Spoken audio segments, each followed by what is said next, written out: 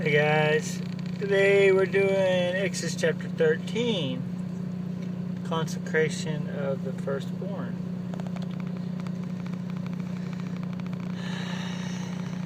Hope you have a good day. Miss you guys, love you very, very much. So the Lord said to Moses, consecrate yourselves. Consecrate to me every firstborn male. The first offspring of every womb among the Israelites belongs to me, whether man or animal. So when your animals have a baby, it's mine, and when you have a baby, it's mine. The first is mine. Consecrate it to me. Alright? And celebrate this day, the day you came out of Egypt, the land of your slavery, because the Lord brought you out of it with a mighty hand. Eat nothing that contains yeast. So eat crackers. Only eat crackers for the whole time you're celebrating. Only eat crackers. And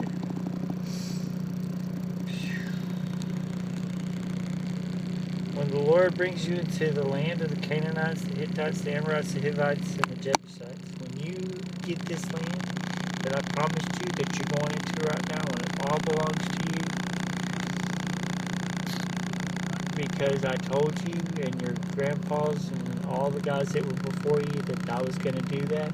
It's a land flowing with milk and honey. Remember, if there's lots of milk, it means there's lots of cows and animals. And if there's lots of honey, it means there's lots of plants. So basically, it means that the land has lots and lots of food. We can think about when we think about how awesome the promised land is a land that has lots of food.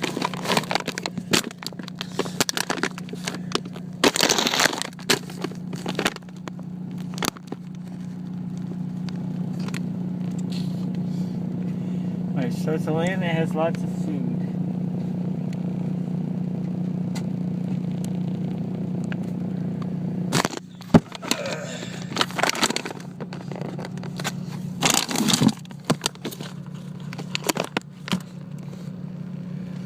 Alrighty, so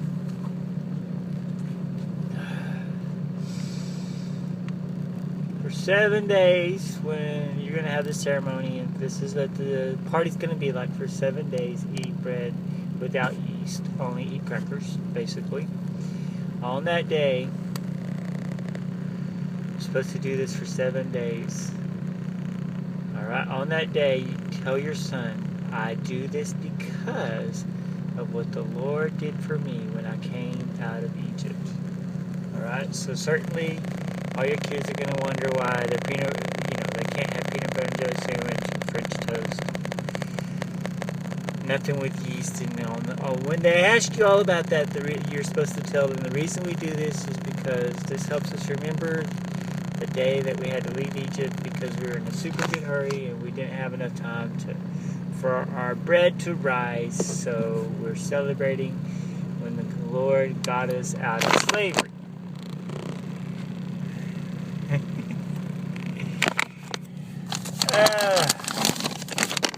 So we're celebrating when the Lord got us out of slavery.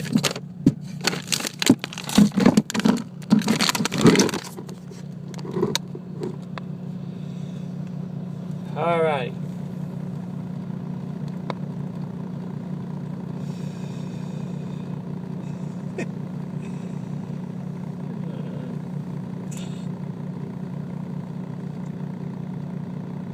After the Lord brings you into the land of the Canaanites and gives you all the land, you are to give the Lord the first offspring of every womb. All the firstborn males of your livestock belong to the Lord. Redeem the lamb and every firstborn donkey. But if you cannot redeem it, you're supposed to break its neck. Redeem every firstborn among your sons. Alright, so every time you have an animal, you're supposed to kill it, and your kids, you're supposed to redeem them, which means you're supposed to give an offering some money. Alright, in the days to come, when your sons ask you, what does this mean? You say to him, with a mighty hand the Lord brought us out of Egypt, out of the land of the slavery. When Pharaoh stubbornly refused to let us go, the Lord killed every firstborn in Egypt, both man and animal. This is why I sacrifice to the Lord the first male offspring of every womb. It's a symbol to help us remember when the Lord brought us out of Egypt. It's a good symbol. In just the same way, Christians, we have symbols that help us remember things. We wear a cross on our neck to help us remember the cross. We take communion to help us remember the cross. We have symbols and things we do. Maybe y'all can come up with two.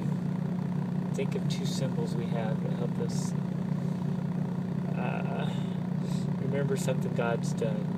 I know some people will get a tattoo to help them remember something God's done.